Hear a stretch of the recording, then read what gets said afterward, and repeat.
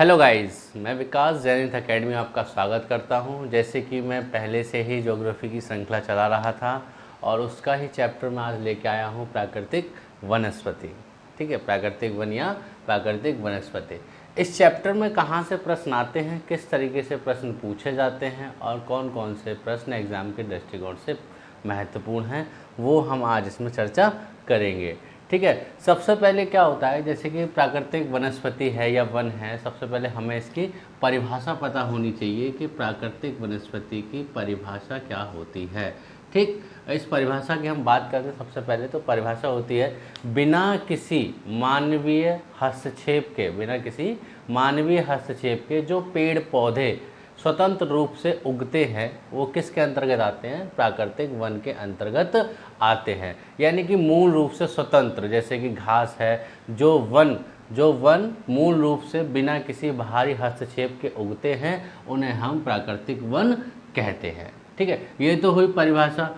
अब जैसे कि हम भारत की बात करें तो भारत में कितने प्रकार के वन पाए जाते हैं, कहाँ कहाँ पर कौन से वन होते हैं, कौन से वृक्ष पाए जाते हैं और किस प्रकार से प्रश्न पूछे जाते हैं। जैसे कि हम भारत की बात करें तो भारत में अलग अलग तरह के तापमान होते हैं। कहीं यानी जम्मू कश्मीर में देखेंगे तो ठंडी होती है, राजस्थान में देखेंगे तो बहुत गर्मी होती है, उत्तर प्रदेश में देखें तो सम रहता है, यानी कि गर्मी भी होती है और सर्दी भी होती है, दोनों ही चीज़ें होती हैं। उसी तरीके से देखें तो मृदा भी भारत में अलग अलग तरीके की होती है। कहीं पर जलोढ़ मृदा है, कहीं पर लैटेराइट मृदा है, कहीं पर मरुस्थलीय मृदा है। तो हम कह सकते हैं कि भारत में कई तरह का यानी कि विभिन्नता है। यानी भारत कैसा है, विभिन्नताओं वाला देश है। तो भारत विभिन्नताओं वाला देश है तो वहाँ पर भी अलग अलग तरीके वन पाए जाते हैं। ठीक है, एक वन के लिए जो आवश्यक महत्वपूर्ण कारक होते हैं वह होते हैं, जैसे कि अगर कोई वन है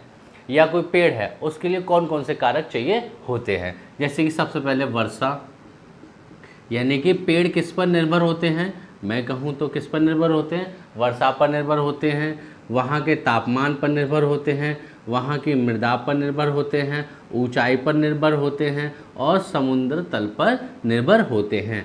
यह वन के लिए जो प्रमुख कारक हैं इनकी आवश्यकता पड़ती है। अब देखें भारत में जो वन है वह 5 तरीके के वन पाए जाते हैं। कितने प्रकार के, 5 प्रकार के वन पाए जाते हैं जो मैंने यहाँ पे इंडिकेट करे हैं। ये मैंने इस तरीके से लिखे हैं कि आप अगर नोट डाउन करना चाहें तो आप इन्हें नोट डाउन भी कर सकते हैं। जैसे कि मैं कहूँ कि पहला वन है सदाबहार वन।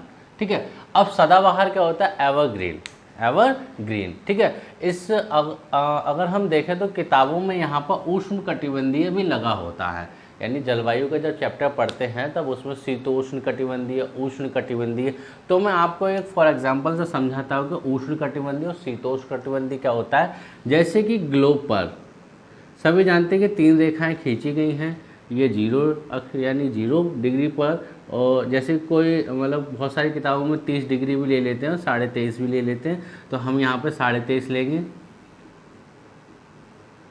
ठीक है, यानी ये ग्लोब है और ग्लोब पर 3 काल्पनिक रेखाएं, वैसे तो है तो बहुत सारे, लेकिन जो मुख्य है वो 3 काल्पनिक रेखाएं। जैसे कि उत्तरी गोलार्ध में अगर हम देखें तो कर्क रेखा है, और दक्षिणी गोलार्ध में देखें तो मकर रेखा है, और मध्य में देखेंगे तो विषुवत या भूमध्य रेखा है। अगर हम इस वाले पार्ट की बात करें, यानी कि कर्क रेखा से मकर रेखा के मध्य के भाग को हम उष्ण कटिबंधीय क्षेत्र कहते हैं। क्या कहते हैं, उष्ण कटिबंधीय क्षेत्र कहते हैं। और 23.5 से ऊपर, यानी 23.5 से ऊपर का जो क्षेत्र होता है उत्तरी गोलार्ध में, उसे हम शीतोष्ण कहते हैं, और 23.5 से दक्षिणी गोलार्ध के नीचे के भाग को हम भी शीतोष्ण कटिबंधीय क्षेत्र कहते हैं। उसी प्रकार से अगर हम देखें तो कर्क रेखा यहाँ से भारत के मध्य से होकर गुजरती है, तो ये किस क्षेत्र में आ जाएगा, उष्ण कटिबंधीय क्षेत्र में आएगा। तो हम यहाँ पर प्रत्येक भाग में क्या लगाते हैं, उष्ण कटिबंधीय क्षेत्र लगाते हैं। ठीक है, तो उष्ण कटिबंधीय सदाबहार वन की कुछ प्रॉपर्टीज होती हैं, यानी कुछ शर्तें होती हैं कि यहाँ इस क्षेत्र में सदाबहार वन होंगे। जैसे कि सबसे पहली शर्त क्या होती है कि यहाँ पर वर्षा कैसी होती है, 200 सेंटीमीटर से अधिक होनी चाहिए। सदाबहार वनों में क्या होनी चाहिए, वर्षा 200 सेंटीमीटर से अधिक होनी चाहिए, और तापमान कितना होता है यहाँ पे 22 डिग्री सेल्सियस होता है। अगर हम देखें तो ये वाला भाग, अगर हम क्षेत्र की बात करें तो पूर्वी भाग,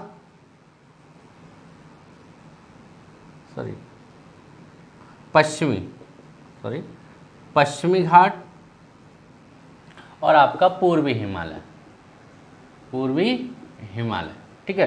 ये दोनों ही भाग में क्या होता है, वर्षा 200 सेंटीमीटर से अधिक होती है। जब अरब सागर से मानसून उठते हैं तो यहाँ पे नीलगिरी पर्वत है, महाबलेश्वर है, नासिक की पहाड़ियाँ हैं, तो यहाँ से जो मानसून उठते हैं यहाँ टकराकर 200 सेंटीमीटर से अधिक वर्षा कर देते हैं। जब बंगाल की खाड़ी से मानसून उठते हैं तो गारो, खासी, जैतिया, मिकी, लाइसी, पलकोटिया, तो यहाँ पर कई प्रकार की पहाड़ियाँ हैं जिनसे टकराकर मानसून यहाँ पर बरस जाते हैं, जिसके कारण यहाँ पर अधिक वर्षा होती है। तो सदाबहार वनों में कितनी वर्षा होनी चाहिए, तो 200 सेंटीमीटर से अधिक वर्षा होनी चाहिए। यहाँ पर जो तापमान होता है वो 22 सेंटीमीटर से अधिक होता है, ठीक है। वृक्षों की जो ऊंचाई होती है वह 40 से 45 मीटर तक की होती है। कई कई किताबों में अलग अलग तरीके से दे रखी है, 50 से 60 भी दे रखी है। क्यों दे रखी है, क्योंकि यहाँ पर जो वृक्ष होते हैं वो काफ़ी घने होते हैं। कैसे होते हैं, घने होते हैं, और सूर्य की रोशनी प्राप्त करने की होड़ में क्या करते हैं, ऊंचे एक दूसरे से होड़ करते हैं और ऊंचाई प्राप्त कर लेते हैं, इसलिए यहाँ के वृक्ष काफ़ी ऊंचे और घने होते हैं, ठीक है। यहाँ पर जो लकड़ियाँ होती हैं वो अधिक महत्वपूर्ण नहीं होती हैं, क्योंकि सदाबहार वन है, हर समय गीली रहती हैं, तो क्या होता है वह मुलायम लकड़ी के तौर पर यहाँ पर प्राप्त होती है। यहाँ पर जो वृक्ष हैं वह ताड़, महोगनी, एबिनो, रोजवुड, इस प्रकार के वन पाए जाते हैं, यानी इस प्रकार के वृक्ष यहाँ पर पाए जाते हैं, ठीक है। अब प्रश्न कैसे पूछा जाएगा, कि हम पूछेंगे भाई प्रश्न कैसे आएगा, तो हम कह सकते हैं सदाबहार, निम्नलिखित में से सदाबहार वन में क्या विशेष है, क्या विशेष है। ऑप्शन में आया 200 सेंटीमीटर से अधिक वर्षा, या 180 से अधिक वर्षा, या आपका कह सकते हैं 160 से अधिक वर्षा, तो हम ऑप्शन में क्या लगाएंगे, 200 सेंटीमीटर से अधिक वर्षा। या प्रश्न में आए कि जिस क्षेत्र में 200 सेंटीमीटर से अधिक वर्षा होती है उस क्षेत्र को हम किस प्रकार के वन में पाए जाते हैं, तो हम कह सकते हैं वहाँ पे सदाबहार वन पाए जाते हैं। आपने देखा कि किस क्षेत्र में पाए जाते हैं, तो पश्चिमी घाट में पाए जाते हैं और पूर्वी भाग में पाए जाते हैं। इतना क्लियर हुआ। अब चलते हैं दूसरे भाग पर कि उष्ण कटिबंधीय पर्णपाती वन, ये सबसे ज़्यादा इंपॉर्टेंट है। उष्ण कटिबंधीय पर्णपाती वन, इसमें जो वर्षा होती है वह 70 से 200 सेंटीमीटर के मध्य होती है। इसमें जो वर्षा होती है वो कितने से 70 से 200 सेंटीमीटर के मध्य होती है। इसको दो भागों में विभाजित किया जाता है, आर्द्र क्षेत्र तथा शुष्क क्षेत्र, आर्द्र तथा शुष्क क्षेत्र। अगर हम देखें तो आर्द्र और शुष्क में क्यों विभाजित किया गया है, तो ये हम देखें यह उत्तर प्रदेश का तराई क्षेत्र है, या हम कह सकते हैं उड़ीसा का क्षेत्र है, समुद्री क्षेत्र है, या हम कह सकते हैं इधर कर्नाटक का भीतरी क्षेत्र है। देखें तो अलग अलग तरीकों की अलग अलग जलवायु है, यानी अलग अलग क्षेत्रों की अलग अलग जलवायु है। उसी तरीके से कुछ क्षेत्र को आर्द्र क्षेत्र में रखा गया है और कुछ क्षेत्रों को शुष्क क्षेत्र में रखा गया है। जहां पर 70 से 120 सेंटीमीटर के मध्य वर्षा होती है उसे हम शुष्क क्षेत्र में रखते हैं, और यहाँ पर 120 से 200 सेंटीमीटर के मध्य वर्षा होती है उसे हम आर्द्र क्षेत्र में रखते हैं, ठीक है। पर्णपाती वन, इनकी एक विशेषता होती है कि यह वृक्ष क्या करते हैं, यानी कि वसंत ऋतु में अपने पत्ते झाड़ देते हैं। क्या करते हैं, अपने पत्ते गिरा देते हैं। ये पेड़ क्या करते हैं, अपने पत्ते गिरा देते हैं, जिसके कारण हम इसे मानसूनी वृक्ष के रूप में भी जानते हैं।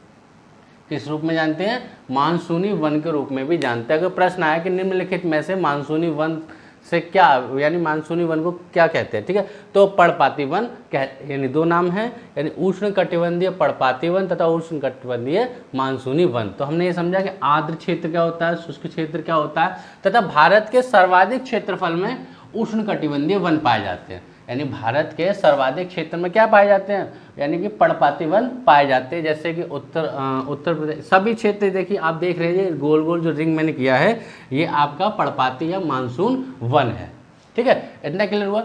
यहाँ पर जो वृक्ष पाए जाते हैं साल है, सागौन है, चंदन है, शीशम है, या हम कह सकते हैं जितनी भी महत्वपूर्ण लकड़ी हैं जिनसे फर्नीचर वगैरह या महत्वपूर्ण कार्य के लिए बोर्ड है, प्लाईवुड है, या लकड़ी का जितना भी कोई भी सामान होता है वो सब किसके, यानी इन्हीं इसी क्षेत्र से प्राप्त होता है। इतना क्लियर हुआ। अब जैसे प्रश्न आया कि सागौन वृक्ष किस प्राकृतिक वनस्पति का उदाहरण है, तो हमने लगाया कि पर्णपाती वन का उदाहरण। देखो प्रश्न यहीं से आएंगे, कोई बाहर से प्रश्न नहीं आता, लेकिन टॉपिक पता होना चाहिए कि प्रश्न आखिर पूछा कहाँ से जा रहा है। आप सब कुछ पढ़ रहे हो, यानी सब कुछ पढ़ते जा रहे हो, किताब पढ़ते जा रहे हो, कोई पता ही नहीं है प्रश्न कहाँ से आना है। प्राकृतिक वनस्पति कोई छोटा सा चैप्टर तो है नहीं, बहुत बड़ा चैप्टर है। अगर सिविल में देखें तो इसे मेंस के तरीके से देखेंगे तो बहुत बड़ा चैप्टर हो जाएगा, यानी पीटी के हिसाब से देखेंगे तो वन लाइनर हो जाएगा। आपको वन लाइनर तरीके से याद करना है पीटी के तौर पर। और यह टेट के लिए सबसे ज़्यादा महत्वपूर्ण है। किसके लिए? टेट के लिए सबसे ज़्यादा महत्वपूर्ण है।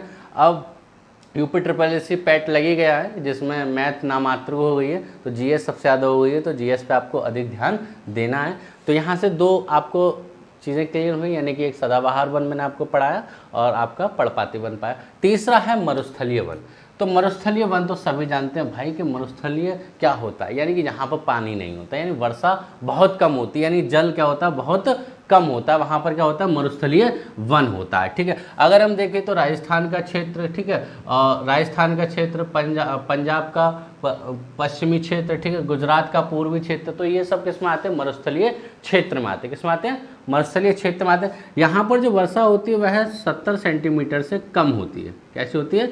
70 सेंटीमीटर से कम होती है, यानी कि मैं यहाँ पे लिखा भी है 50 से 70 सेंटीमीटर के मध्य वर्षा होती है। यहाँ पर क्या होता है? मरुस्थलीय वन पानी तो होता नहीं है, तो अब जब पानी नहीं होगा तो यानी कि वर्षा नहीं होगी, यानी जल नहीं होगा, तो वृक्ष पनप नहीं पाएगा। तो इसलिए यहाँ के वनों की जो पत्तियाँ होती हैं वो कैसी होती हैं? छोटी होती हैं।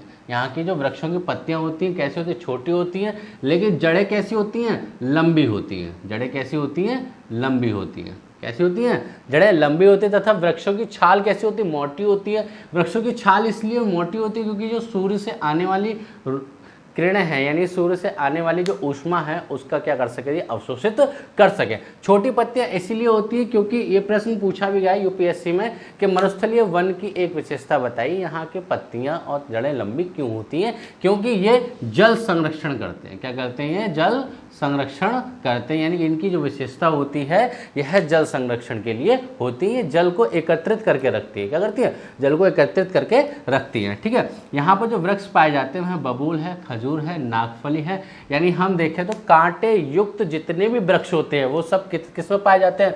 मरुस्थलीय क्षेत्र में पाए जाते हैं। किसमें पाए जाते हैं? मरुस्थलीय क्षेत्र में पाए जाते हैं। अगर देखें तो राजस्थानी क्षेत्र है, गुजरात का पूर्वी क्षेत्र और इधर पंजाब का पश्चिमी क्षेत्र है, तो कुल मिला के ये है कि ये वाला भाग, इधर वाला जो भाग है ये हमारा क्या पाया जाता है? मरुस्थलीय वन पाए जाते हैं। इतना क्लियर हुआ? ठीक है, यहाँ से ये वाला प्रश्न आपको तैयार करना है कि यहाँ की जड़ें लंबी और पत्तियाँ छोटी किस वन में पाई जाती हैं? तो हम कह सकते हैं भैया मरुस्थलीय वन में पाई जाती हैं। सिंपल सा क्वेश्चन। ठीक है, अगला है डेल्टाई वन। डेल्टाई वन क्या है? यानी कि ये कहाँ पाया जाता है? यानी कि ये पूर्वी घाट में पाया जाता है। कहाँ पाया जाता है? पूर्वी घाट में पाया जाता है, यानी नदियों के द्वारा बनाए हुए डेल्टा पर ही डेल्टाई वन पाए जाते हैं। यहाँ की लकड़ी कैसी होती है? कठोर होती है, जिनका प्रयोग जो है नाव बनाना, चमड़ा पकाना और रंगने के काम आते हैं, यानी चमड़े को रंगने के लिए भी काम आती है। ठीक है, एक और चीज़ होती है कि यहाँ पे जो वृक्ष होते हैं, मैंग्रोव जो वन होते हैं, वह सुनामी से बचाने के लिए बहुत महत्वपूर्ण होते हैं। कैसे होते हैं? सुनामी के लिए महत्वपूर्ण होते हैं क्योंकि इनकी जो जड़ें होती है आपस में इस तरीके से फोल्डेड होती है, इस तरीके से फोल्डेड होती है कि जल बहुत तेज गति से आता है तो क्या करता है? उसको फोर्स करके उसकी फोर्स कम कर देता है, यानी कि जैसे कि इस तरीके से बैंड है तो अगर इस तरीके से टकराया पानी इस पर तो क्या करेगा? जल के बहाव को क्या करेगा? कम करेगा। तो यहाँ के स्थलीय क्षेत्र पे क्या करेगा? मानसून के लिए उपयोगी होगा, यानी मानसून यानी सुनामी के बचाने के लिए क्या होगा? महत्वपूर्ण होगा। ठीक है,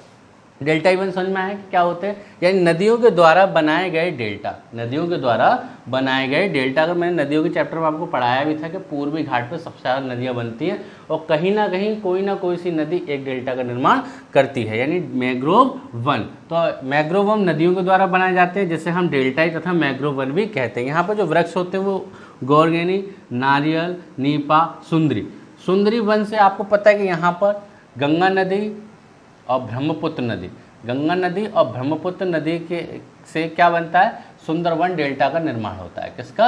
सुंदरवन डेल्टा का निर्माण होता है। जो सुंदरवन डेल्टा का निर्माण होता है वह सुंदरी वृक्ष के नाम से ही क्या रखा गया? सुंदरवन डेल्टा रखा गया है। इतना क्लियर हुआ? अब देन लास्ट चलते हैं पर्वतीय वन। पर्वतीय वन का क्षेत्र देखेंगे तो कश्मीर से लेकर कश्मीर से लेकर असम तक, यानी कि ये वाला भाग, यानी जम्मू कश्मीर है, हिमाचल प्रदेश है, उत्तराखंड है, सिक्किम है, अरुणाचल प्रदेश है, असम है, ये सब किस में आते हैं? हिमालय यानी कि पर्वतीय वन में आते हैं। ठीक है, अगर हम कहें कि सर आपने सारे मतलब यहाँ वर्षा बताई, यहाँ वर्षा नहीं बताई, क्योंकि यहाँ पर क्या है, वर्षा नहीं, जलवायु यानी ऊंचाई का अनुसरण करते हैं। यहाँ पे जो वृक्ष हैं वो किसका अनुसरण करते हैं? ऊंचाई का अनुसरण करते हैं। जैसे कि जलवायु में अंतर रहता है, यानी कि मैं कहूँ कि 1500 मीटर की ऊंचाई तक कैसे रहते हैं? सदाबहार वन रहते हैं। कैसे रहते हैं? सदाबहार वन रहते हैं। ये मैंने बनाया भी आपके लिए ग्राफ है, यानी कि 1500 मीटर की ऊंचाई तक कैसे रहते हैं? सदाबहार वन रहते हैं। फिर 2500 मीटर, यानी 2500 मीटर में क्या होता है? शीतोष्ण कटिबंधीय वन होते हैं, और यहाँ के जो पत्ते होते हैं, यानी कि पत्ते कैसे होते हैं? चौड़े होते हैं, यानी कि इनकी जो पत्तियाँ कैसी होती हैं? चौड़ी होती हैं। यहाँ पर जो वृक्ष पाए जाते हैं वो देवदार और औक पाए जाते हैं। क्या पाए जाते हैं? देवदार और औक पाए जाते हैं। उसके बाद अगर हम करें कि 4500 मीटर पर क्या पाया जाता है? कि चीड़ और सोनवर पाए जाते हैं, और इनके वृक्ष कैसे होते हैं?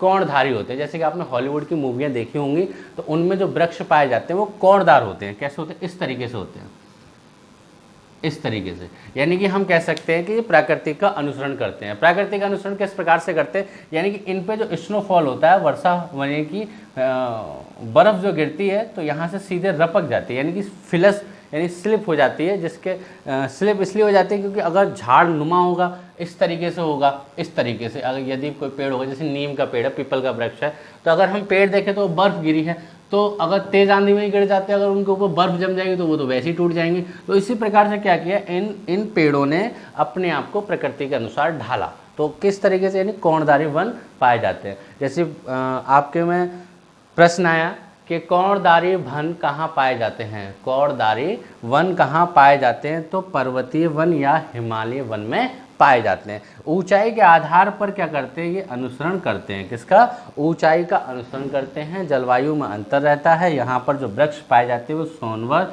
देवदार, चीड़, नीला पाइन, विलो, इस प्रकार की लकड़ी यहाँ पर पाई जाती है। ठीक है, अगर हम देखें सबसे ऊंचा यानी टुंडा प्रदेश क्या होता है? यहाँ पर घास है, काई है, लाइकेन, यानी यहाँ पर घास, काई तथा लाइकेन ये सारी चीज़ें पाई जाती हैं। लाइकेन क्या होता है? कवक और शैवाल से मिलकर क्या बनता है? लाइकेन बनता है। एक बार टीयूपी टेट में भी प्रश्न ये पूछा गया है कि लाइकेन का निर्माण कैसे होता है? तो कवक या शैवाल, यानी हम कैसे काई, यानी कि एक प्रकार की जो फफूंदी जो होती है वो उस प्रकार की काई लाइकेन हम कहते हैं। ठीक है, उससे ऊपर क्या होता है? बर्फ ही बर्फ होती है। क्या होती है?